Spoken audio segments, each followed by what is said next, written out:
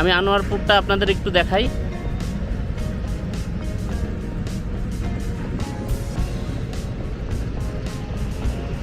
এই হচ্ছে আনোয়ারপুর। এটা তো একটা গ্রাম না? একটু নামি আমরা এই গ্রামে।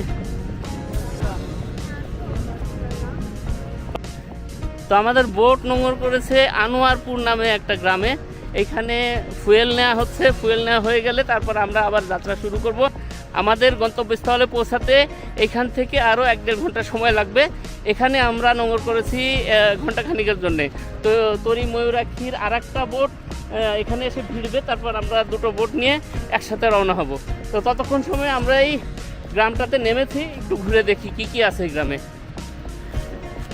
তো আপনারা সাথে থাকেন, দেখেন কি কি আছে গ্রামটাতে এবং এই গ্রামের মানুষজন কিভাবে জীবনযাপন করে একটু ঘুরে দেখার চেষ্টা করব।